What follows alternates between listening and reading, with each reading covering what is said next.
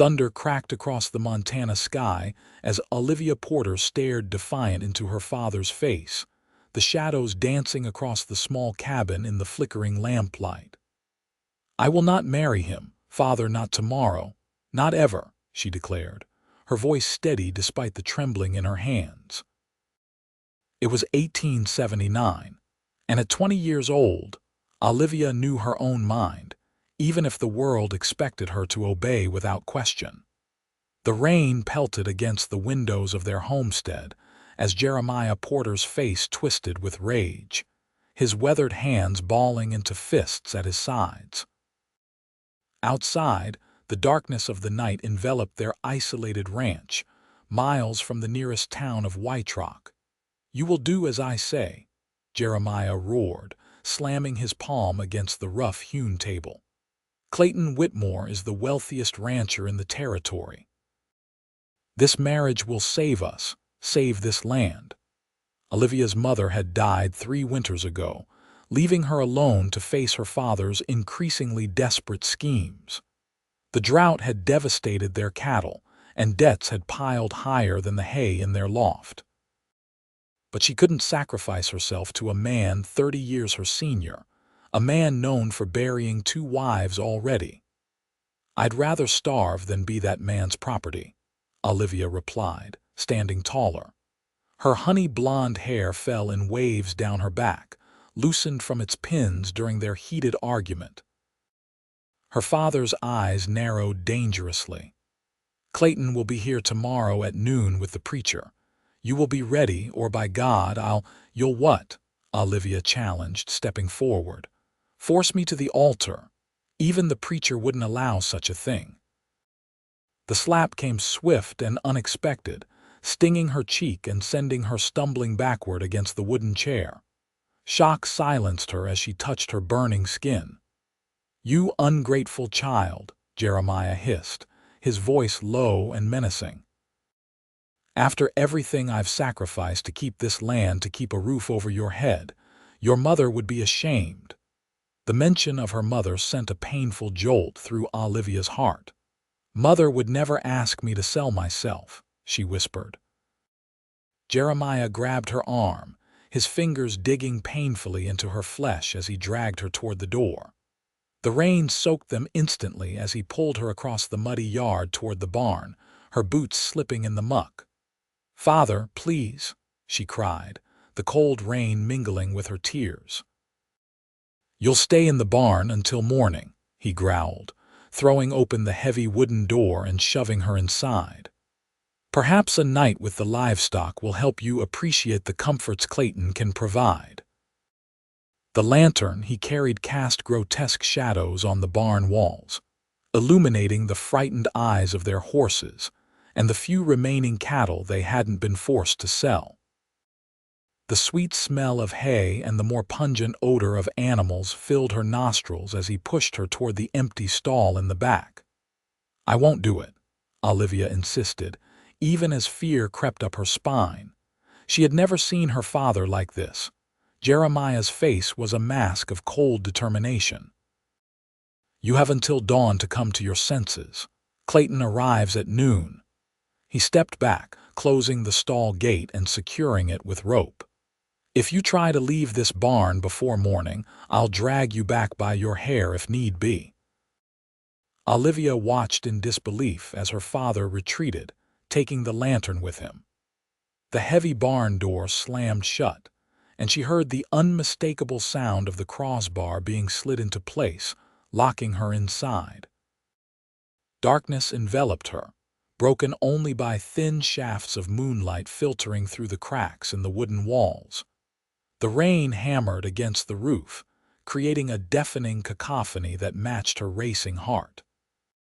She sank onto a pile of hay, wrapping her arms around herself as her sodden dress clung uncomfortably to her skin. The reality of her situation crashed down upon her. By this time tomorrow, she would either be married to Clayton Whitmore or— what? Where could she go? What could she do? The night stretched endlessly as Olivia huddled in the hay, her mind racing through every possible escape. The ranch was isolated, the nearest neighbor miles away. Even if she managed to break out of the barn, where would she go in the darkness? In the storm, hours passed. The rain eventually slowed to a gentle patter, and Olivia realized she must have dozed off when she jerked awake to the sound of movement outside the barn. Dawn's first pale light filtered through the cracks in the walls, painting thin lines of gold across the straw-covered floor. Her heart leapt to her throat. Had her father returned already? Was it time to face her fate? The barn door rattled, but the crossbar held firm. Then came a voice, not her father's gruff commands, but something altogether different. "Hello, is anyone in there?" Deep, unfamiliar, and undeniably young. Olivia scrambled to her feet, hope surging through her veins. "Yes, I'm locked in," she called out, rushing to the stall gate and fumbling with the rope securing it. "Stand back from the door, madam," the voice instructed. Olivia retreated to the back of the barn as a tremendous crash shook the building. Wood splintered and cracked as the barn door gave way, swinging violently on its hinges. Framed in the doorway, bathed in the golden glow of dawn, stood a man she had never seen before. Tall and broad-shouldered, his silhouette was unmistakably that of a cowboy, from the worn hat to the dusty boots. As he stepped inside, features came into focus. Strong jawline darkened with stubble, keen eyes scanning the barn until they found her. "Are you hurt?" he asked, approaching the stall with purposeful strides. "No," Olivia answered, finding her voice. "Just locked in." "Who are you?" He reached the stall, his capable hands making quick work of the rope. "Name's Patrick Sullivan. I was passing by when I heard sounds from the barn. Thought maybe an animal was trapped." His eyes, a striking shade of green, met hers. "Didn't expect to find a lady instead." The stall gate swung open and Olivia stepped out, suddenly conscious of her bedraggled appearance, her damp dress, tangled hair, and the hay clinging to her skirts. "Thank you, Mr. Sullivan. I'm Olivia Porter." His gaze traveled briefly to the reddened mark on her cheek, and his expression hardened. "Someone put you in here. Was it the man I saw riding out earlier? Older fellow, heading toward town like the devil himself was on his tail." Olivia's stomach dropped. "My father, he's gone to town already." She glanced at the light outside. "But it's barely dawn." Patrick's brow furrowed. "Left about 20 minutes ago, didn't even notice me camping by the creek on your property." "Mind telling me why your own father would lock you in a barn, Miss Porter?" Olivia hesitated, but something in this stranger's steady gaze invited trust. "He intends to marry me off to Clayton Whitmore today, at noon." Recognition flashed across Patrick's face. "Clayton Whitmore, the cattle baron." He shook his head. "Man's got to be nearly 50. He's rich," Olivia said simply, "and my father's desperate. Our ranch is failing." Patrick glanced around the barn, noting the sparse livestock. "So I see." He turned his attention back to her. "And you're not inclined to be the solution to your father's financial problems, would you be?" she challenged. A smile tugged at his lips. "Can't say I would." He removed his hat, revealing thick dark hair that curled slightly at the ends. "What's your plan now, Miss Porter?" The question brought her up short. She hadn't thought beyond escaping the barn. I don't know. I can't be here when they return." "You need to leave," he agreed, his expression serious. "Whitmore's not known for taking rejection well, and if your father's willing to lock you up—" He didn't finish the thought. Olivia wrapped her arms around herself, the magnitude of her situation sinking in. "I have nowhere to go." Patrick replaced his hat, decision made. "I'm heading to my brother's ranch near Silver Creek. It's 3 days' ride from here. You'd be welcome to come along." "My sister-in-law would be glad for the company." Hope mingled with caution in Olivia's chest. "Why would you help me? You don't know me." His eyes held hers steadily. "I know enough to see you don't deserve to be traded like cattle. Besides," he added with a hint of a smile. "My mother raised me to help a lady in distress." Outside, the sun was rising higher, golden light spilling across the ranch yard. Time was running short. "I need to gather some things from the house," Olivia said, making her decision. Patrick nodded. "Be quick. I'll saddle a horse for you." Moving with newfound purpose, Olivia hurried to the house. Inside, she changed into a riding dress and sturdy boots, then packed a small bag with essentials, a change of clothes, her mother's locket, and the money she'd been saving from selling her embroidery in town. It wasn't much, but it was hers. As she moved through the rooms, memories threatened to overwhelm her, her mother teaching her to bake bread in the kitchen, reading by the fireplace on winter evenings, her father's laugh before grief and debt had hardened him. But there was no time for sentiment. This house had become a prison, and she was choosing freedom. When she returned to the barn, Patrick had saddled her favorite mare, a chestnut named Penny. His own horse, a magnificent black gelding, was tethered nearby. "Ready?" he asked, securing her bag to the saddle. Olivia took one last look at the only home she'd ever known, then turned to face the horizon. "Yes." Patrick helped her mount, his hands respectfully steady at her waist. "We'll ride north, stay off the main trails. With luck, they won't know which way we've gone until we've got a good head start."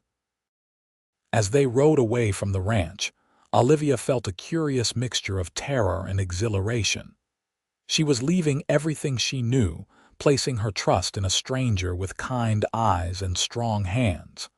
But for the first time in years, she was making her own choice. The morning sun warmed her face as they crested the hill that would take them out of sight of her home. Whatever lay ahead, Olivia Porter was riding toward it with her head held high, and she wasn't looking back. They rode hard through the morning, putting miles between themselves and the Porter ranch. Patrick set a brisk pace, occasionally glancing behind them, alert for any sign of pursuit. Olivia matched his rhythm, grateful for the years she'd spent on horseback since childhood. By midday, they had reached a dense stand of pines that offered shelter and a small stream for the horses. Patrick dismounted first, reaching up to help Olivia from her saddle. Her legs trembled slightly from the unaccustomed hours of riding. "You all right?" he asked, his hands lingering briefly at her waist to steady her. "Yes," Olivia assured him, though her muscles protested. "Just need to stretch my legs." Patrick nodded approvingly. "You ride well. Not everyone could keep that pace without complaint." "My mother taught me," Olivia said, leading Penny to the stream. "She said a woman should be able to ride as well as any man, maybe better, since we have more to prove." A smile tugged at Patrick's mouth. "Sounds like a wise woman." He unsaddled his gelding, whom he'd introduced as Thunder. "We'll rest here for an hour, give the horses a break. I've got some jerky and hardtack if you're hungry." Olivia accepted the simple fare gratefully. As they sat in the dappled shade, the reality of what she'd done began to sink in. By now, her father would have returned to find the barn door broken and his daughter gone. Clayton Whitmore would be arriving soon, expecting a bride. "They'll come looking for me," she said quietly. Patrick nodded, his expression serious. "Likely so. Your father has powerful motivation to find you, and Whitmore's got men to spare for a search." He studied her face. Having second thoughts, Olivia straightened her shoulders. "No, I'd rather face the unknown than a lifetime with Clayton Whitmore." "Tell me about him," Patrick suggested. "Why is he so set on marrying you in particular?" Olivia's fingers twisted in her skirt. "He came to dinner 3 months ago to discuss buying some of our cattle. He kept looking at me all through the meal. The next day, he made my father an offer not for the cattle, but for me." She swallowed hard. "He said he needed a young wife to give him sons since his first 2 wives failed in that duty." Patrick's jaw tightened. "Failed in that duty," he repeated, disgust evident in his tone. And then what? They just disappeared. The first died in childbirth, Olivia explained. The second from fever, they say, but there are rumors that he wasn't kind to them, Patrick finished for her. I've heard those rumors too, even as far as Silver Creek. They fell silent, the implications hanging heavy in the air. After a moment, Patrick spoke again, his voice gentler. You made the right choice, Olivia. No one should be forced into marriage, especially not to a man like that. The use of her first name sent an unexpected warmth through her chest. Thank you for helping me, Patrick. I don't know what I would have done if you hadn't come along. Just happened to be in the right place, he replied modestly. I was on my way back from delivering a message to Fort Benton for my brother. Olivia studied him with fresh interest. You work for your brother's ranch, Patrick nodded. For now. James inherited the family ranch when our pa died 5 years back.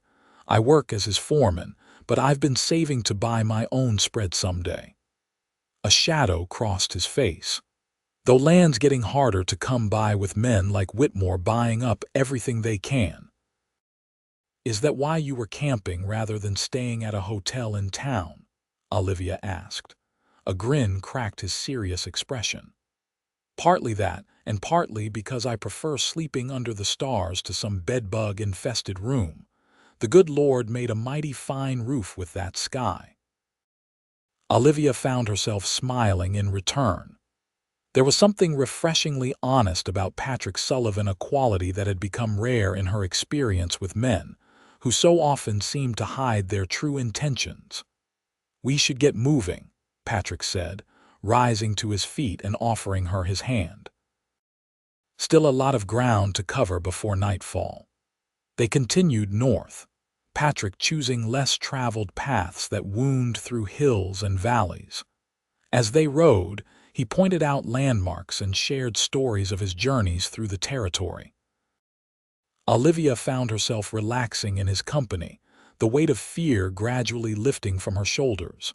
By late afternoon, dark clouds had gathered on the horizon, promising rain. Patrick scanned the countryside with practiced eyes. There's an old line shack about 2 miles ahead, he said, pointing to a distant ridge. Used by cowboys during roundup season, should be empty this time of year. We can shelter there for the night. The thought of sharing such close quarters with a man she barely knew might have scandalized Olivia under normal circumstances, but these were hardly normal times. Besides, Patrick had shown nothing but respect since the moment they'd met. They reached the line shack just as the first heavy drops began to fall. It was a simple one-room structure, built of rough logs with a small stone fireplace. Patrick took care of the horses while Olivia examined the interior. A narrow cot stood against one wall, a table and chair the only other furniture. Dust covered everything, but it was dry and secure. Patrick entered, shaking water from his hat. Rain's coming down hard now. Good timing. He glanced around the cabin, his eyes lingering on the single cot. I'll sleep on the floor, you take the bed. That hardly seems fair, Olivia protested. It's your knowledge that got us here safely. It's not about fair, Miss Porter, he said, slipping back into formality. It's about what's proper. Olivia couldn't help but smile at his sudden concern for propriety, given their situation. I think we left proper behind when I ran away with a man I just met. Patrick's eyes widened momentarily before he caught her teasing tone. A smile tugged at his lips. All the more reason to maintain what standards we can. He busied himself building a fire while Olivia shook the dust from the thin blanket on the cot. Outside, the rain intensified, drumming against the roof and creating a strangely cozy atmosphere in the rustic shelter. Once the fire was crackling, Patrick produced more jerky and a tin of coffee from his saddlebags. Not exactly a feast, he apologized. It's wonderful, Olivia assured him, suddenly aware of how hungry she was. They sat near the fire, the small space gradually warming. As night fell, the rain continued its steady rhythm.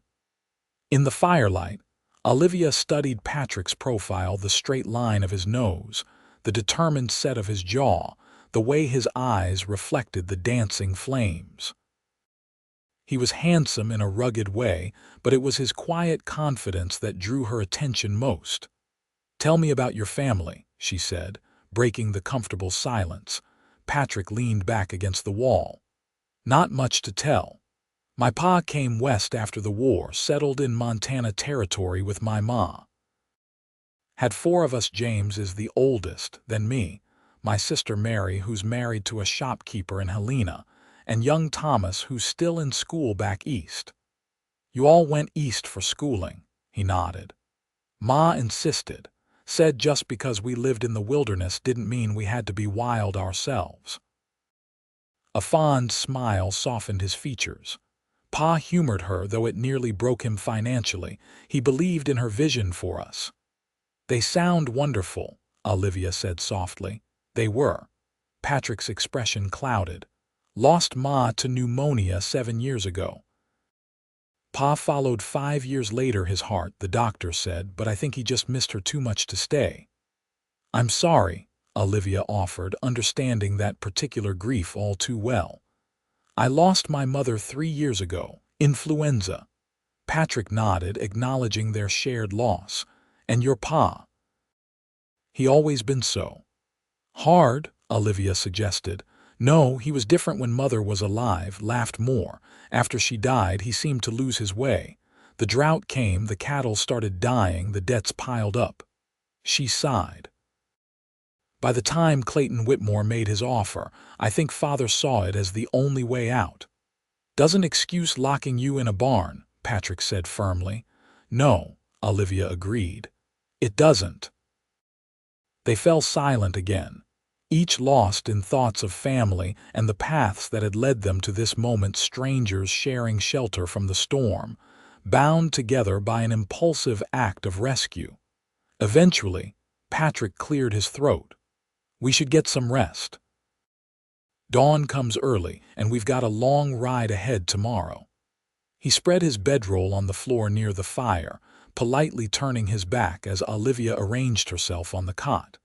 She pulled the blanket up to her chin, listening to the rain and the occasional pop from the fire. "Patrick," she whispered after a moment. "Yes, thank you for everything." In the dim light, she saw him turn his head slightly. "Get some sleep, Olivia. Tomorrow's another day." As she drifted towards sleep, Olivia realized that for the first time since her mother died, she was looking forward to what tomorrow might bring. Dawn broke clear and cool after the night's rain. Olivia woke to find Patrick already up, tending to the horses outside.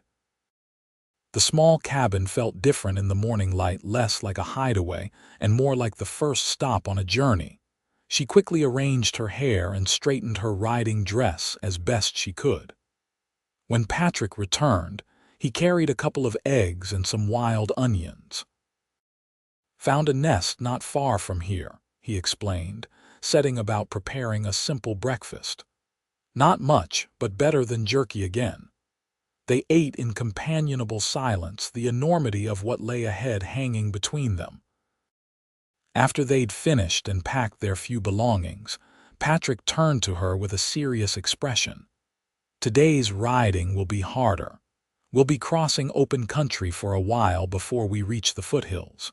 If your father and Whitmore have organized a search, we'll be more visible." Olivia nodded, squaring her shoulders. "What should we do if we see riders?" "Depends on who they are," Patrick said, checking his revolver before holstering it. "Most folks mind their own business, but Whitmore's men are a different story.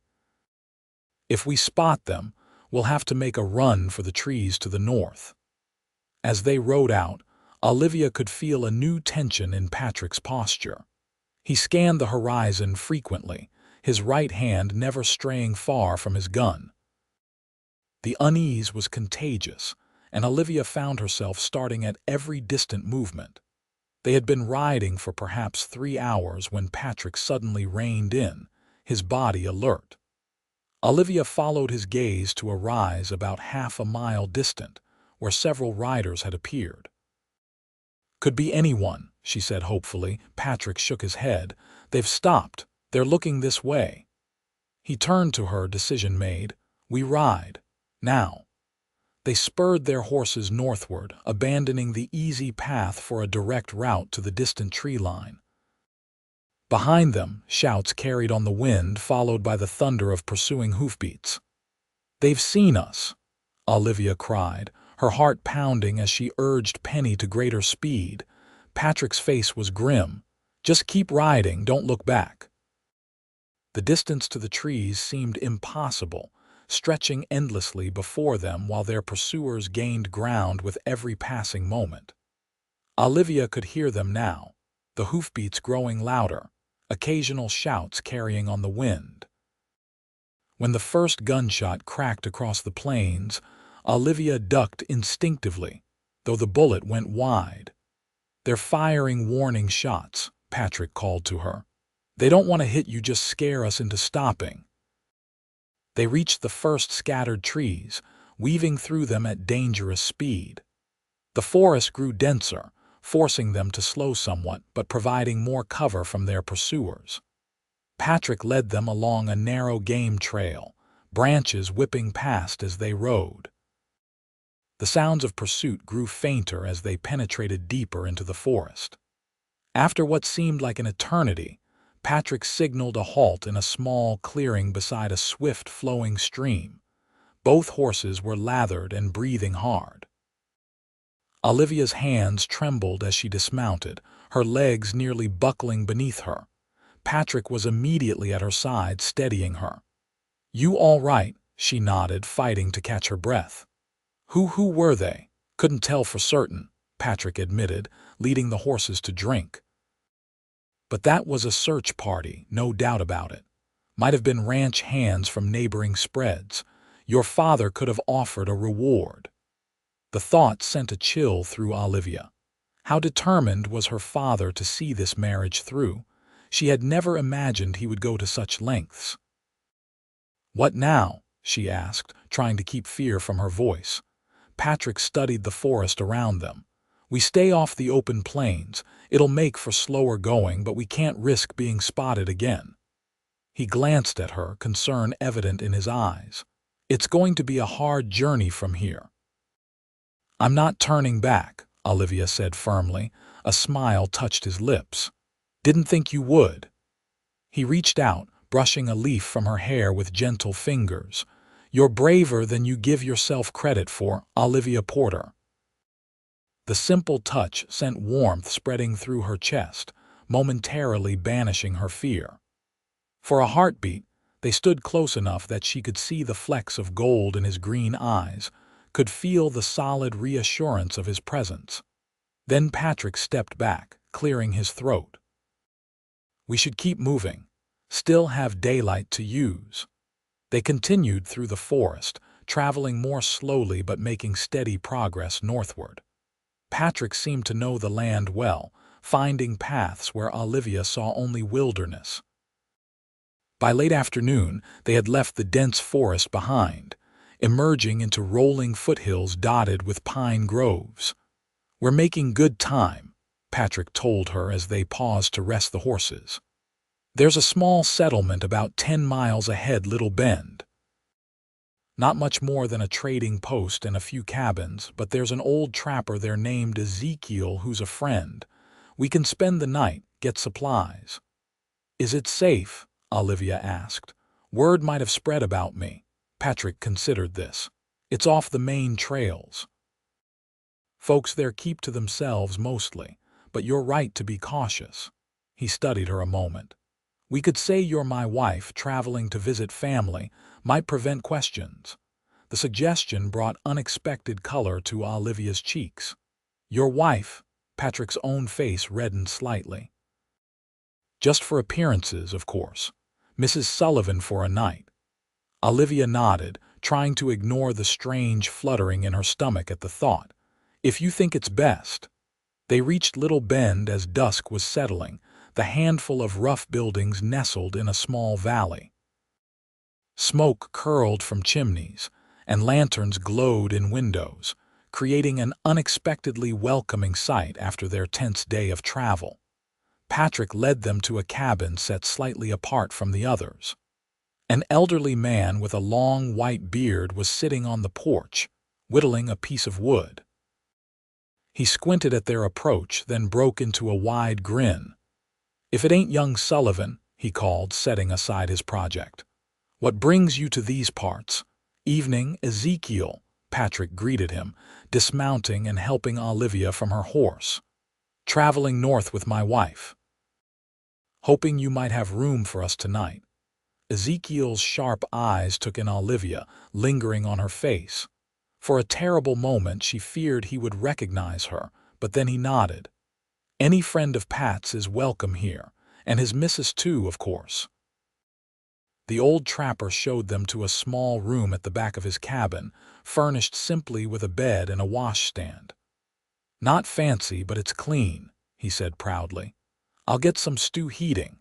When they were alone, Patrick immediately began making a pallet on the floor. "I'll sleep down here," he said, not meeting her eyes. "Patrick," Olivia said gently, "Ezekiel thinks we're married. Won't he find it strange if you sleep on the floor?" He paused, clearly uncomfortable. "I'll wait until he's asleep. He turns in early." Over a simple but hearty meal of venison stew, they maintained their pretense, Patrick occasionally touching Olivia's hand or addressing her as "my dear," with careful casualness. Each small gesture sent an unexpected thrill through her, though she told herself it was merely the excitement of their deception. Ezekiel proved to be a fountain of local knowledge, updating Patrick on conditions ahead and which routes were safest. He made no mention of any search parties or strangers asking questions, which relieved them both. After dinner, true to Patrick's prediction, the old man retired early, leaving them alone by the fire. In the gentle lamplight, Olivia studied Patrick's face as he studied a rough map Ezekiel had drawn for them. "We can reach Silver Creek in 2 more days if the weather holds," he told her. "James's ranch is about 5 miles outside town." "And you're certain your brother and his wife won't mind my arrival?" Olivia asked, the worry that had been building all day finally surfacing. Patrick looked up, his expression softening. "Sarah, that's James's wife, has been after him to find me a bride for years. She'll be delighted to have another woman around, even temporarily." The mention of a bride sent color flooding Olivia's cheeks again. She rose quickly, moving to the window to hide her reaction. Outside, stars sprinkled the vast Montana sky, reminding her how far she'd come from her father's ranch and how far she still had to go. "What happens after we reach your brother's ranch?" she asked quietly. Patrick joined her at the window, standing close enough that she could feel the warmth radiating from him. "That depends on you. You could stay with them as long as you need, of course. Sarah would welcome the company." "And then what?" Olivia pressed. "I can't hide forever." "No," Patrick agreed. "But you're 20, you said. In another year you'll be of age even by territorial law. Your father's legal authority over you will end." A year seemed both impossibly long and surprisingly short. "And in the meantime, I have no money, no prospects." Patrick turned to face her, his expression serious. "You have time, Olivia, time to decide your own future instead of having it decided for you. That's no small thing." His words warmed something deep inside her. He was right. Choice was a luxury she hadn't possessed until now, a gift his timely arrival had made possible. "Thank you," she said softly, meeting his gaze, "for giving me that chance." In the quiet of the cabin, with only the crackling fire and their lowered voices breaking the silence, something shifted between them. Patrick's eyes dropped briefly to her lips before he took a deliberate step backward. "We should get some rest," he said, his voice rougher than before. "Early start tomorrow." Despite his earlier concerns, Patrick eventually agreed to share the bed, though he lay as far to the edge as possible, still fully dressed save for his boots. Olivia did the same, acutely aware of his presence beside her, the careful space he maintained between them. Sleep came slowly, her mind filled with the events of the past 2 days and the uncertain future ahead. When she finally drifted off, her dreams were a confused tangle of pursuit and escape, with Patrick's face appearing repeatedly as both rescuer and something more.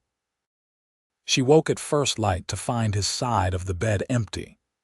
Voices from the main room told her Patrick was already up, speaking with Ezekiel. Quickly arranging her hair and straightening her clothes, she joined them. Ezekiel had prepared a breakfast of cornmeal mush and coffee, which they ate gratefully. As they prepared to leave, the old trapper pressed a package into Olivia's hands. "Some jerky and biscuits for the trail," he explained, "and a bit of sugar candy my niece sent. Thought you might enjoy the sweetness, young lady." The kindness of this stranger brought unexpected tears to Olivia's eyes. "Thank you, sir."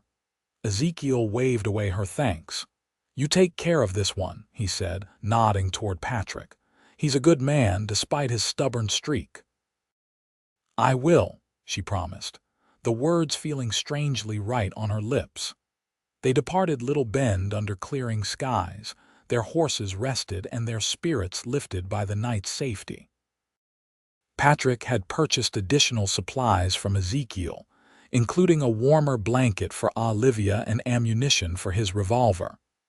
"No sign that anyone's looking for us here," he told her as they rode, "but we'll stay cautious all the same. Another day's ride and we'll be in territory I know like the back of my hand." The day passed peacefully, the landscape gradually changing as they traveled northward. The rolling hills gave way to more dramatic terrain, with rocky outcroppings and stands of pine breaking the horizon. They followed game trails and old Indian paths, avoiding the main roads where they might be spotted. By mid-afternoon, dark clouds had begun gathering again, the air growing heavy with the promise of rain. Patrick studied the sky with concern. "Storm's coming, and it looks to be a bad one. We need to find shelter before it hits." They quickened their pace, Patrick leading them toward a line of bluffs in the distance. The wind picked up, bending the tall prairie grass in waves, and the first rumble of thunder sounded ominously. "There," Patrick pointed to a dark opening in the bluff face. "Cave. Used to shelter there sometimes when hunting in these parts." They reached it just as the skies opened, rain falling in blinding sheets. Inside, the cave proved deeper than it appeared from outside, extending perhaps 30 feet into the rock face. It was dry and, somewhat surprisingly, clean. "Doesn't look like anyone's used this place recently," Patrick observed, striking a match to light the small lantern he carried. The warm glow illuminated rough stone walls and a level floor. "We're lucky. Should be safe from the storm here." Olivia shivered, her riding dress damp from their final dash to shelter. Patrick noticed immediately, shrugging out of his coat and placing it around her shoulders. "Can't have you catching cold," he said gruffly. The coat enveloped her in warmth that smelled of leather, horse, and something uniquely Patrick, a clean, masculine scent that she found oddly comforting. "Thank you, but won't you be cold?" He smiled, the lantern light casting shadows across his features. "Takes more than a little damp to chill me. I've slept in snow on Roundup before." They set up a makeshift camp, spreading their bedrolls on opposite sides of the small fire Patrick built near the cave entrance. Outside, the storm intensified, lightning flashing across the darkened sky and thunder booming like distant cannon fire. As they shared the biscuits and jerky Ezekiel had provided, Olivia found herself watching Patrick more closely than before. There was a quietness to him that she hadn't initially appreciated, a thoughtful nature beneath his capable exterior. "Tell me more about your brother's ranch," she said, drawing her knees up to her chest and wrapping Patrick's coat more tightly around her shoulders. Patrick's face relaxed into a smile. "It's good land, about 5,000 acres, with plenty of water from Silver Creek, running about 800 head of cattle now with room to expand." Pride colored his voice. "James has built it into something our pa would be proud of." "And your sister-in-law, Sarah, you said?" He nodded. "Sarah's from back east originally, Philadelphia, came west as a schoolteacher and met James in town. She's educated, refined, but took to ranch life better than anyone expected." His smile widened. "Makes the best apple pie in 3 territories and can still quote Shakespeare while plucking a chicken." "She sounds wonderful," Olivia said, trying to picture this woman who had successfully bridged 2 worlds. "She is. You'll like her." Patrick paused, considering. "And she'll like you too." "She's been lonely for female company. The nearest neighbor woman is 20 miles away." Olivia wondered what it would be like, living so remotely. But hadn't her father's ranch been isolated too? The difference, she realized, was in the purpose. Her father's isolation had become a prison. Perhaps on the Sullivan Ranch it could be freedom instead. "What about you?" she asked, feeling suddenly bold. "No wife waiting somewhere?" Patrick looked momentarily startled by the direct question. "No, no wife." He poked at the small fire with a stick. "Came close once. Girl named Rebecca, daughter of a rancher near Helena. We courted for almost a year." "What happened?" Olivia asked when he didn't continue. He shrugged, a gesture that seemed designed to appear casual but didn't quite succeed. "She decided she preferred town life to the prospect of being a rancher's wife. Married a banker instead." His voice held no bitterness, just a quiet acceptance. "Can't blame her. It's a hard life for a woman. Some women might prefer a meaningful challenge to an easy emptiness," Olivia said softly. Patrick looked up, meeting her gaze across the fire. Something passed between them in that moment, a recognition, perhaps, of shared values that ran deeper than their brief acquaintance would suggest. The moment was broken by a particularly loud crash of thunder that seemed to shake the very walls of the cave. Olivia jumped, a small cry escaping her lips. Patrick was on his feet instantly, moving to her side of the fire. "It's all right," he said, settling beside her. "Just the storm. We're safe here." His solid presence beside her calmed her racing heart.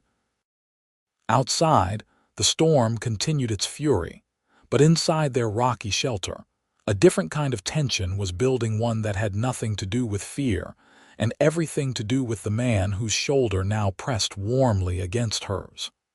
"Patrick," Olivia began, not entirely sure what she meant to say. He turned to her, their faces suddenly close in the flickering light. For a breathless moment, she thought he might kiss her, wanted him to kiss her. She realized with startling clarity. Instead, he reached out slowly, tucking a strand of hair behind her ear with gentle fingers. "You should get some rest," he said, his voice low. "Storm might last all night." He started to move away, but Olivia caught his hand. "Stay," she whispered. "Please, just until I fall asleep." Something like struggle crossed his features before he nodded. "All right." He settled beside her, his back against the cave wall, legs stretched out before him. Olivia hesitated only briefly before leaning against his side, her head finding the hollow of his shoulder as if it had been made for her. Patrick's arm came around her after a moment, holding her securely against him.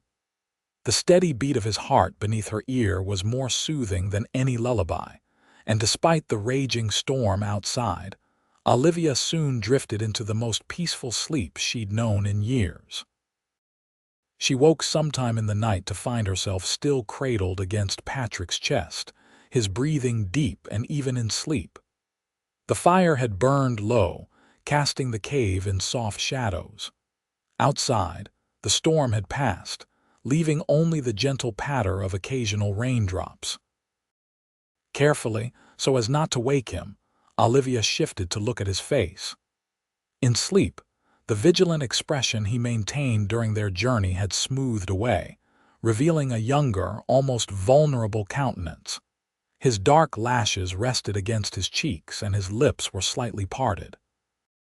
A surge of emotion tightened her chest. Gratitude, yes, but something more insistent as well. In the space of 2 days, this man had become more than a rescuer. He had become a companion, a protector, perhaps even a friend.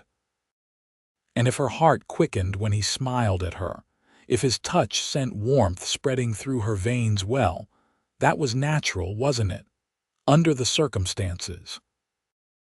Olivia closed her eyes, allowing herself to savor the security of his embrace for a few moments longer before carefully extricating herself and moving to her own bedroll. Patrick stirred but didn't wake, and she watched the gentle rise and fall of his chest until sleep claimed her once more.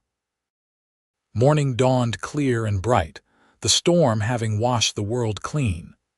Patrick was already awake when Olivia opened her eyes, packing their few belongings with efficient movements. "Sleep well?" he asked, a hint of something unreadable in his expression. "Very," she replied, wondering if he remembered holding her through the night or if he had been too deeply asleep to know. They broke their fast with the last of Ezekiel's biscuits and some dried fruit Patrick had purchased. As they prepared to leave the cave, Olivia paused at the entrance, taking in the vibrant landscape spread before them, grass glistening with raindrops, wildflowers nodding in the gentle breeze, and beyond, the distant peaks of mountains hazy on the horizon. "It's beautiful," she breathed. Patrick came to stand beside her, his gaze following hers. "This is what I love about this country," he said quietly. "No matter how harsh it gets, the winters, the droughts, the storms, there's always this waiting on the other side. Like God's promise that beauty follows suffering if you're patient enough to wait for it." The simple poetry of his words touched something deep within her. This man, she realized, saw the world as she did, not just as a place to be conquered or endured, but as something to be cherished and wondered at. "We should reach Silver Creek by nightfall tomorrow," Patrick said as they mounted their horses. "One more night on the trail, and then you'll have a proper roof over your head again." The day's riding proved easier than the previous one. The storm had passed north, leaving them under clear skies, and they made good time along the paths Patrick chose. By mid-afternoon, they had entered a region of rolling meadows interspersed with stands of aspen, their leaves shimmering silver green in the sunlight. "We'll camp there tonight," Patrick said, pointing to a small copse of trees near a meandering stream. "Good water, good shelter, and I might even catch us some fish for supper." The prospect of a meal other than jerky and biscuits was enticing. They made camp early, and Patrick fashioned a crude fishing line while Olivia gathered wood for a fire. There was an easy companionship to their actions now, as if they had been traveling together far longer than 2 days. Patrick's fishing proved successful, and they feasted on fresh trout cooked over the open fire. As twilight descended, they sat side by side on a fallen log, watching as the first stars appeared in the deepening blue of the sky. "Thank you," Olivia said suddenly. Patrick looked at her quizzically. "For the fish, it was nothing." She smiled, shaking her head. "For everything. For breaking down the barn door, for taking me with you, for—" She hesitated, then continued softly, "for treating me like a person, not a possession." His expression softened in the firelight. "You don't need to thank me for that, Olivia. It's what any decent man would do." "Is it?" she asked, thinking of her father, of Clayton Whitmore, of the men who had pursued them across the plains. I'm not so sure. Patrick was silent for a moment, his gaze returning to the stars. My pa used to say that a man reveals his true character not by how he treats his equals, but by how he treats those who have less power than himself. He looked back at her, his eyes serious in the gathering darkness. I've tried to live by that. You've succeeded, Olivia told him simply. Something shifted in his expression, a warmth, a hunger, a question. He leaned toward her slightly, then caught himself and stood abruptly. We should get some sleep, he said, his voice rougher than before. Early start tomorrow.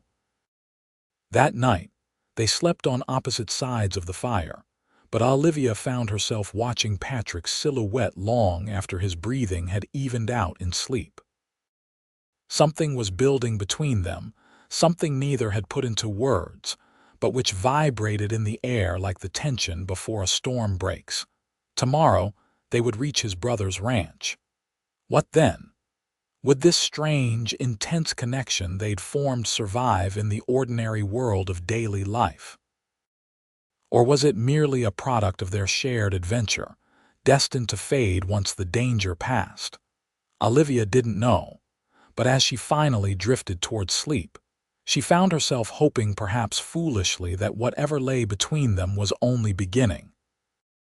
They broke camp at first light, both quiet as they prepared for the final leg of their journey.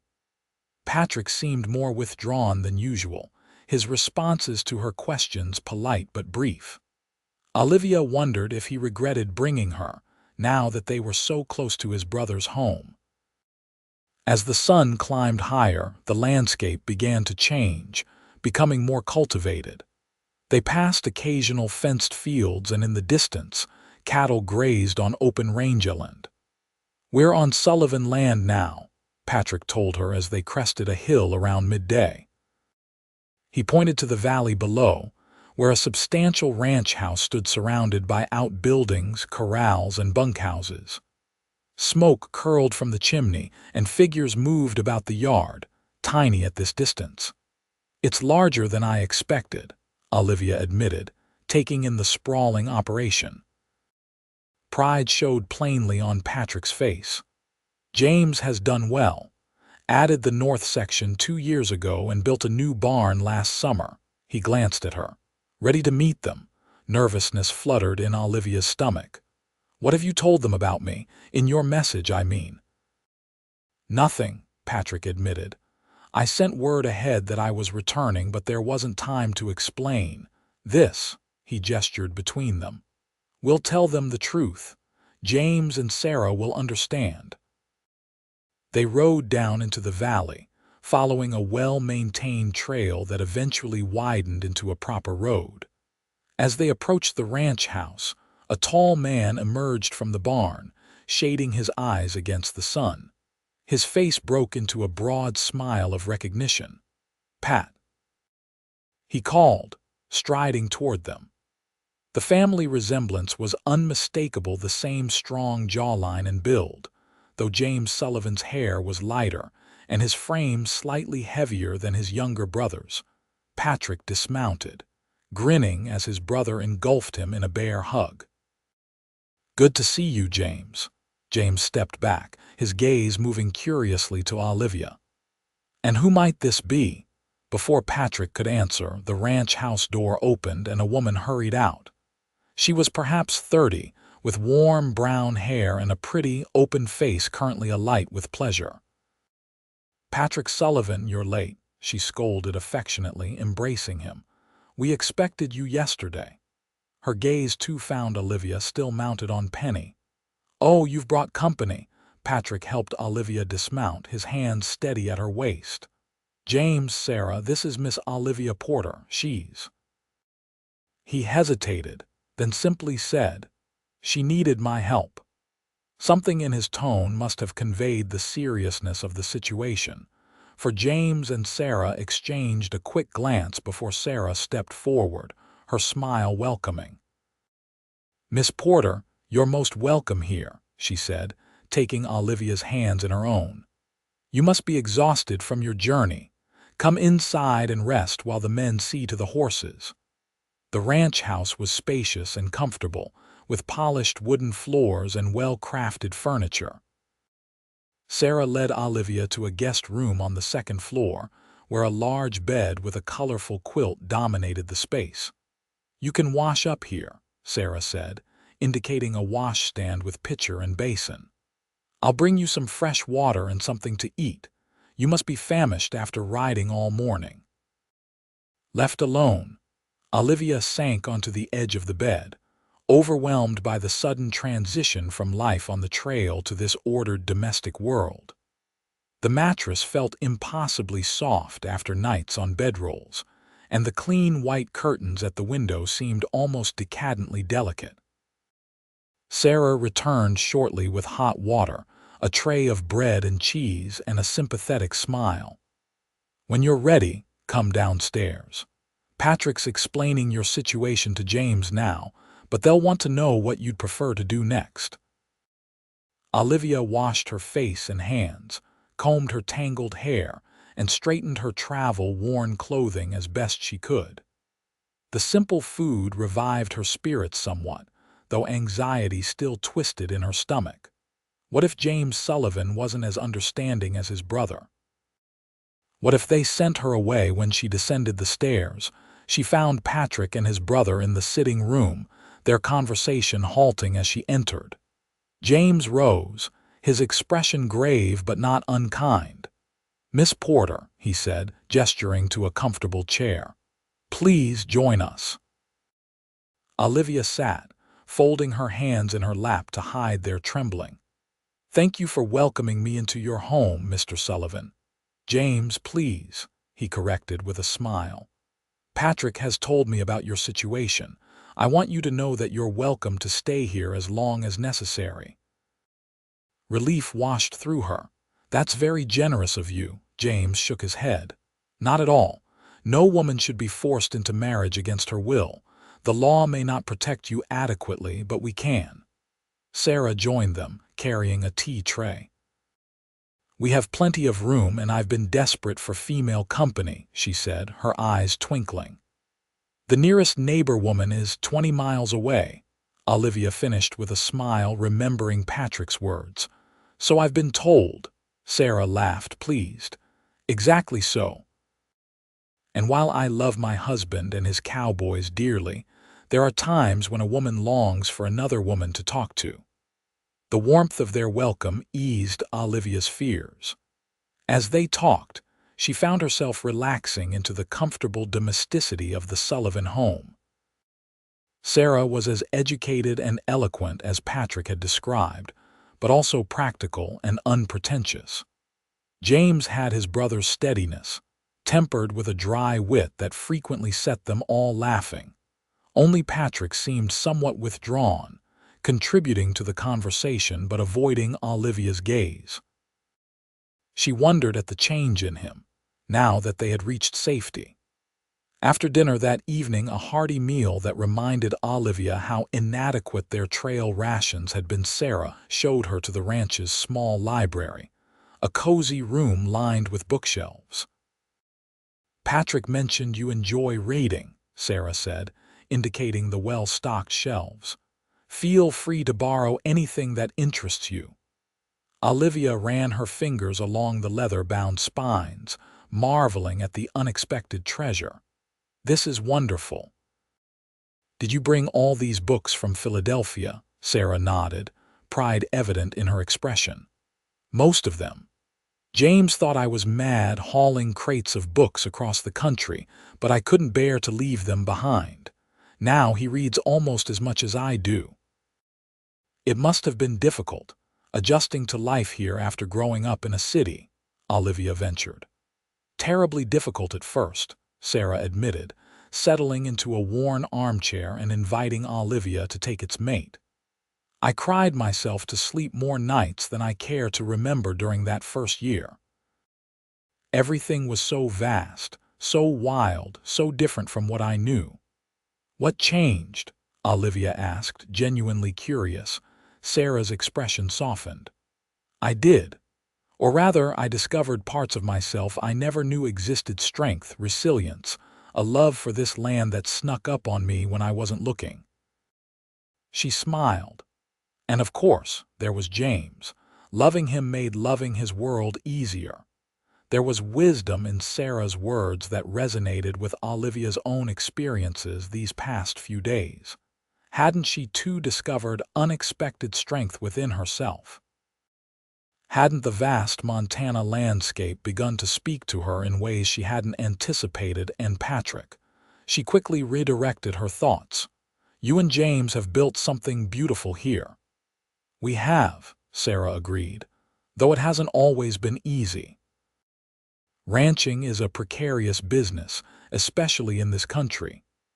She studied Olivia thoughtfully. Patrick tells me your father's ranch has fallen on hard times.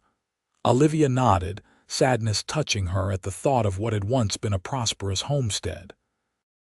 The drought hit us hard, and father didn't adjust quickly enough. He kept buying cattle when he should have been selling, took loans he couldn't repay, and saw marrying you to Clayton Whitmore as the solution, Sarah finished, her voice gentle. Yes. Olivia stared into the small fire crackling in the grate. I understand his desperation in a way, but I couldn't. Of course you couldn't, Sarah said firmly. No woman should be treated as currency, regardless of the circumstances. She leaned forward, touching Olivia's hand.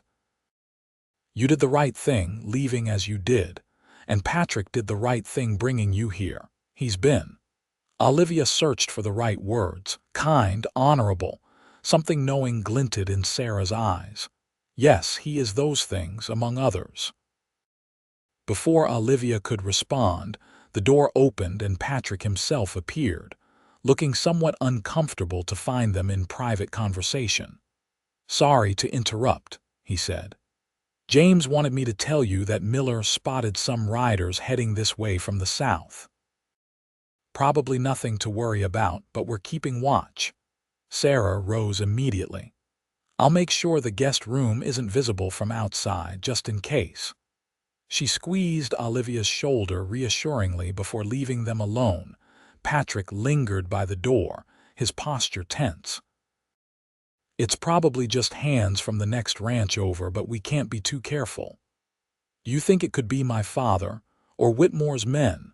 Olivia asked, fear returning at the thought. Patrick shook his head. Doubtful they'd track us this far, but James doesn't take chances when it comes to family. The word family caught Olivia by surprise. Was that how the Sullivans saw her now? Or was Patrick simply referring to himself and his brother? Thank you, she said quietly, for bringing me here. Your family is wonderful, Patrick nodded, still maintaining his distance. They are. You'll be safe here. A strange awkwardness hung between them, so different from the easy companionship they'd developed on the trail. Olivia wanted to ask him what had changed, why he seemed unable to meet her eyes now, but courage failed her. Well, he said after a moment. I should help James with the watch. Good night, Olivia. Good night, Patrick, she replied softly, watching as he turned and left the room, closing the door quietly behind him. Alone in the library, Olivia tried to focus on selecting a book, but her thoughts remained tangled around the mystery of Patrick Sullivan's sudden distance. Had she misread their connection entirely? Had it meant nothing to him beyond the obligation of rescue? The thought brought an unexpected ache to her chest, one that had nothing to do with fear or exhaustion. The riders proved to be neighboring ranchers after all, stopping only briefly to discuss a stray bull before continuing on their way. Life at the Sullivan Ranch settled into a rhythm over the next few days. Olivia helped Sarah with household tasks, grateful to be useful after her days as a guest. She learned to make soap, to preserve vegetables from the garden, and to bake bread in the large kitchen range. Patrick was largely absent, spending his days with the ranch hands mending fences and tending cattle. When their paths did cross at mealtimes or in the evenings, he was unfailingly polite, but maintained a careful formality that confused and hurt Olivia more than she cared to admit. A week after their arrival, Olivia was hanging laundry in the yard when Sarah joined her, taking up sheets from the basket to pin on the line. "You've settled in well," Sarah observed. "I'm grateful for your help." "I'm grateful for a place to stay," Olivia replied. "I don't know what I would have done without." She stopped herself from saying his name. Sarah gave her a knowing look. "Without Patrick." Olivia busied herself with a pillowcase, avoiding Sarah's gaze. "Without all of you." "Hum." Sarah pinned a sheet to the line with deliberate precision. "You know, when James and I first met, he was terribly formal with me. Wouldn't even call me by my first name for weeks." Olivia glanced at her, surprised by the change in subject. "Really? You seem so perfectly matched now." "Oh, we are," Sarah agreed with a smile. But James was convinced that a city-bred schoolteacher could never be happy with a rancher. "He kept his distance because he thought it was the right thing to do, that he was protecting me from making a choice I'd regret." Understanding dawned slowly. "And Patrick?" Sarah nodded. "Is very much his brother's brother in some ways." She reached for another sheet. "He believes he's doing the honorable thing, keeping his distance." "But why?" Olivia asked, the question that had troubled her for days finally spoken aloud. "What changed when we arrived here?" "Safety," Sarah said simply. "On the trail, you needed his protection. Here, you're secure. And Patrick, being Patrick, believes that means he should step back, let you find your own way without his influence." Olivia absorbed this, turning the idea over in her mind. "He thinks I feel obligated to him because he rescued me." "Something like that," Sarah confirmed. "Men can be remarkably dense about such matters, even intelligent men like the Sullivan brothers." Her eyes twinkled with affectionate exasperation. "It took me practically throwing myself at James before he realized I genuinely preferred his company to anyone else's." Heat rose to Olivia's cheeks at the implication. "I don't know if that is. We barely know each other." Sarah raised an eyebrow. 3 days and nights on the trail, facing danger together. That reveals more of a person's character than months of formal courtship." She finished with the last sheet and turned to face Olivia directly. "The question is, what do you feel for him?" It was a question Olivia had been avoiding even in the privacy of her own thoughts. What did she feel for Patrick Sullivan? Gratitude, certainly. Respect for his courage and integrity. Admiration for his quiet competence and unexpected gentleness. But there was more, a warmth that spread through her whenever he entered a room. A sense of rightness when they had ridden side by side. A lingering awareness of his touch that had nothing to do with gratitude and everything to do with desire. "I think," Olivia began, then stopped, gathering her courage. "I think I could love him given the chance." Sarah's face broke into a radiant smile. "Then perhaps you should tell him so." "How?" Olivia asked, suddenly practical. "He avoids being alone with me." "I believe James mentioned that the north fence needs checking," Sarah said thoughtfully, "and that he was sending Patrick to do it this afternoon." She glanced at the sky. "In fact, he's probably heading out now. You might catch him at the stables if you hurry." Olivia hesitated only a moment before impulsively hugging Sarah. "Thank you." Sarah laughed, returning the embrace. "Don't thank me yet. Sullivan men can be remarkably stubborn when they think they're being noble." Heart pounding, Olivia made her way to the stables. She found Patrick just finishing saddling Thunder, his back to the door as she entered. "Patrick," he turned, surprise evident on his face. "Olivia, did you need something?" She stepped further into the stable, gathering her courage. "Yes, an explanation," his brow furrowed. "For what?" "For why you've been avoiding me since we arrived." She moved closer, watching as he tensed. "Did I do something wrong, say something to offend you?" "No," he said quickly. "Of course not." "Then why?" she pressed. "On the trail we were. Friends, at least. Now you can barely look at me." Patrick sighed, running a hand through his hair. It's complicated. Explain it to me, Olivia insisted, standing her ground. I think I deserve that much. He was silent for a long moment, his gaze fixed on some point beyond her shoulder. Finally, he spoke, his voice low. You're safe here. Free to make your own choices without pressure.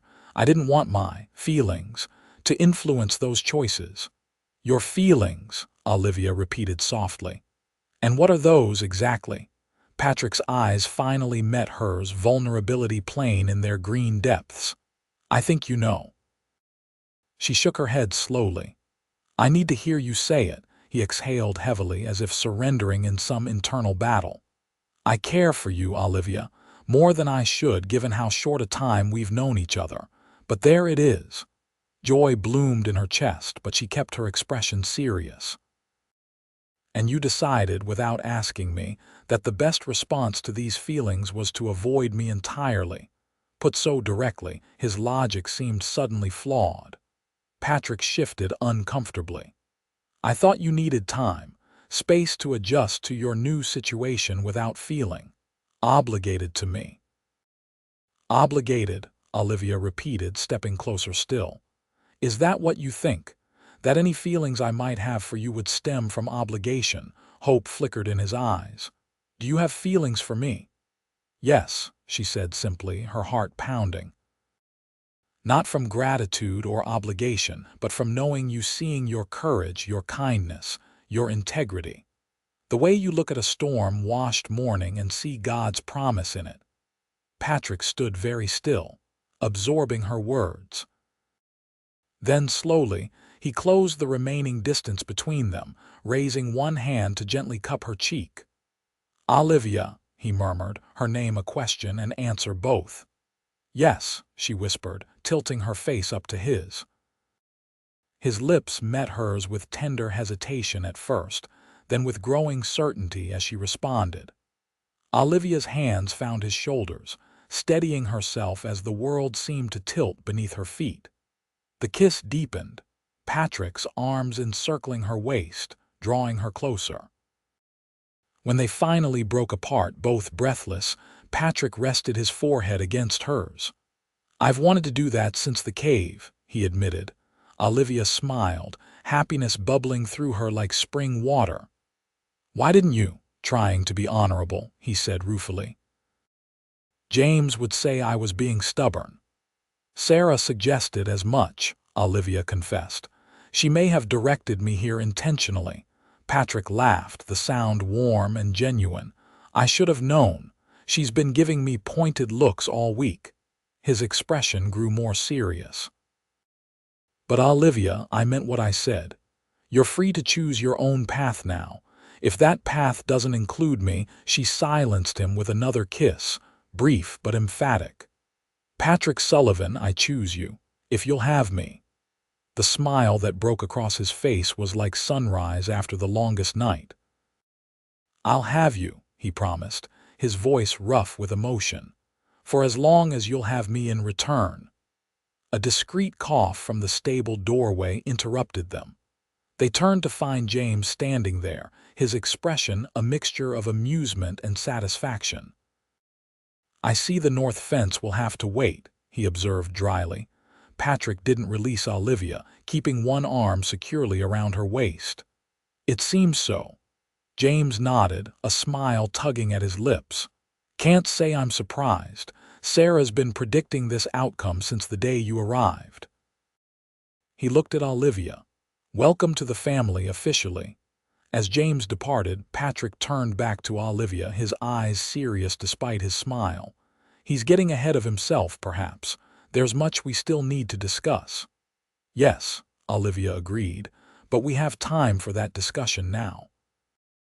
No one is chasing us and no barn doors need breaking down. Patrick laughed, drawing her close again. When you put it that way, our courtship can only be less dramatic from here. Courtship, Olivia repeated, liking the sound of it. Is that what this is? If you'll allow it, Patrick said, suddenly formal. I'd like to court you properly, Olivia Porter, with your permission.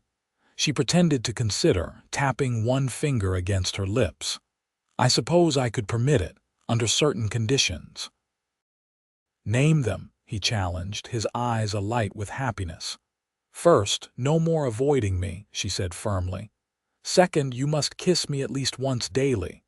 Harsh terms, Patrick murmured, leaning closer, but I believe I can manage them. Their third kiss was interrupted by another cough, this time from Sarah, who stood in the doorway with her hands on her hips. If you two are quite finished, dinner is nearly ready, and James still needs someone to check that north fence before nightfall. Patrick sighed, reluctantly releasing Olivia. Duty calls. We'll continue this discussion later, count on it, Olivia promised, her heart lighter than it had been in years. As summer gave way to autumn on the Sullivan Ranch, Olivia found herself settling into a life she could never have imagined when she'd stood defiant before her father that stormy night. Sarah had become the sister she'd never had, teaching her the skills needed to manage a ranch household while valuing her companionship and opinions. James treated her with the same respect and affection he showed his own wife, including her in family discussions and teaching her about the business aspects of ranching. The Hands accepted her presence with good-natured curiosity that quickly turned to genuine regard when they discovered she could ride as well as most of them and wasn't afraid of hard work. And Patrick courted her with a deliberate tenderness that made her fall more deeply in love with each passing day. They rode together when his duties allowed, explored the furthest reaches of the Sullivan Ranch, and spent quiet evenings reading aloud from Sarah's library or simply talking by the fire. Their courtship was not without its challenges. Word eventually reached them that Clayton Whitmore was indeed searching for Olivia, having apparently convinced her father that he would make the marriage worth Jeremiah's financial sacrifice. James increased security on the ranch, and Patrick rarely let Olivia ride alone, despite her occasional frustration at the restriction. "It's not that I don't think you capable," he explained one afternoon as they rested their horses by Silver Creek. "It's that Whitmore has more men than we do, and I couldn't bear it if anything happened to you." Olivia understood his concern, even as she chafed against the limitations it imposed. "I just hate feeling like I'm hiding," she admitted. "Like I've done something wrong when I was only protecting my own future." Patrick took her hand, his expression serious. "You've done nothing wrong, but Whitmore is a powerful man in these parts, and your father may genuinely believe he has legal authority over you until you turn 21. It was a sobering reminder of her precarious position, one that wouldn't be fully resolved for months yet. But Olivia refused to let fear dominate her days, choosing instead to focus on building the life she wanted. As autumn deepened toward winter, she wrote to her mother's sister in St. Louis, explaining her situation in careful terms.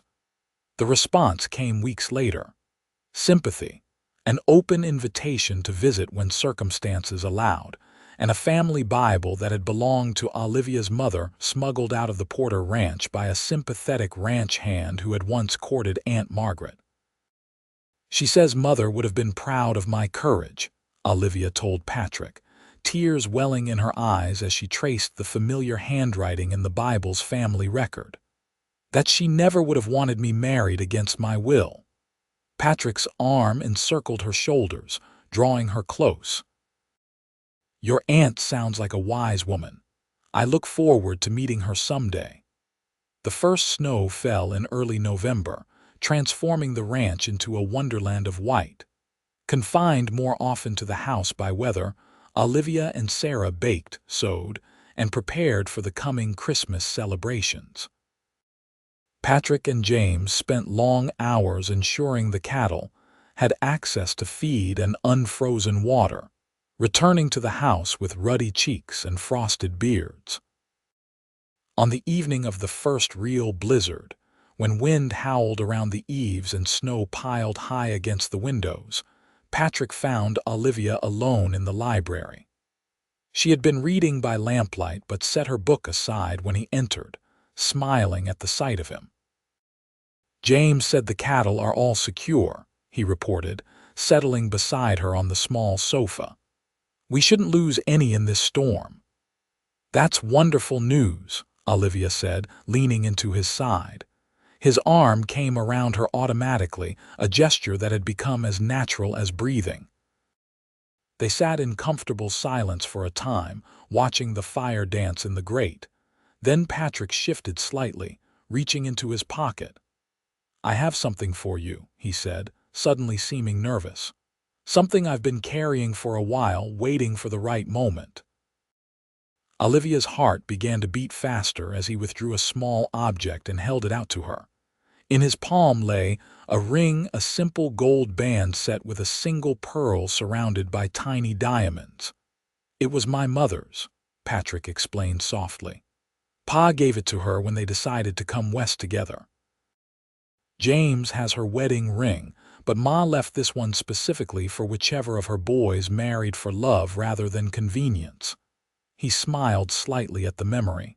She was quite adamant about that distinction. Olivia stared at the ring, then at Patrick's face, hardly daring to hope. "Patrick." He took her hand in his expression earnest.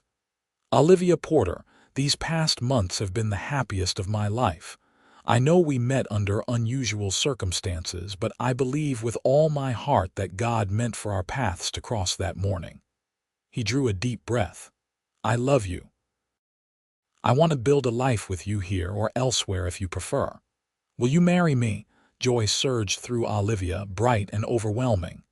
"Yes," she whispered, then louder. "Yes, Patrick, I love you too." His face broke into a radiant smile as he slipped the ring onto her finger. It fit perfectly, as if it had been made for her hand. Patrick drew her close, sealing their engagement with a kiss that held all the promise of their future together. When they shared their news with James and Sarah the next morning, the celebration was immediate and enthusiastic. Sarah hugged Olivia tightly, already planning the details of a spring wedding, while James clapped his brother on the shoulder, his pride evident. "You've chosen well, both of you," he said, raising his coffee cup in a toast. "To Patrick and Olivia, may your life together be blessed with love, laughter, and prosperity." As winter settled in fully, blanketing the ranch in deep snow, preparations for both Christmas and the wedding occupied much of their time. Letters went back and forth to Olivia's aunt, who promised to attend the ceremony despite the journey. Patrick began construction on a small cabin a mile from the main house, close enough for family support, but far enough for privacy. "It will be modest at first," he warned Olivia as they reviewed his plans one evening. "Nothing like what you grew up with." "It will be ours," she replied simply. "That makes it perfect." In February, unexpected news arrived via a traveling peddler who stopped at the ranch. Clayton Whitmore had married a banker's daughter from Helena, apparently giving up his search for Olivia. More surprising still was word that Jeremiah Porter had sold what remained of his ranch and headed to California, his whereabouts now unknown. The news brought Olivia a complex mixture of relief and sadness. "I never thought he'd leave Montana," she told Patrick as they walked through the snowy yard. "That land was everything to him." "Perhaps losing you made him realize what truly matters," Patrick suggested gently. "Some lessons come at great cost," Olivia nodded, leaning against his solid strength. "I hope he finds peace there." With the threat of pursuit removed, life at the Sullivan Ranch grew more relaxed. Olivia could ride freely again, often accompanying Patrick on his rounds of the property. Together they watched as winter reluctantly gave way to spring, the land awakening once more with new life. Their wedding took place on a perfect May morning, with wildflowers carpeting the meadows and aspen leaves shimmering in the gentle breeze. They exchanged vows beneath an arched James and the hands had constructed, decorated by Sarah and Olivia with spring blossoms. Neighbors from miles around attended, along with Olivia's Aunt Margaret, who had journeyed from St. Louis for the occasion. "You look so much like your mother," Margaret told Olivia, tears glistening in her eyes. "She would be so proud of the woman you've become." Patrick stood tall and handsome in a new suit, his eyes never leaving Olivia's face as she walked toward him in a dress of ivory silk, Sarah's wedding gown, altered to fit her slender frame. When he took her hands in his, Olivia felt the rightness of their union down to her very soul. "I, Patrick, take you, Olivia, to be my lawfully wedded wife," he vowed, his voice steady and sure. "To have and to hold from this day forward, for better, for worse, for richer, for poorer, in sickness and in health, to love and to cherish, till death do us part. I, Olivia, take you, Patrick, to be my lawfully wedded husband," she responded, her heart full to overflowing. "To have and to hold from this day forward, for better, for worse, for richer, for poorer, in sickness and in health, to love and to cherish, till death do us part."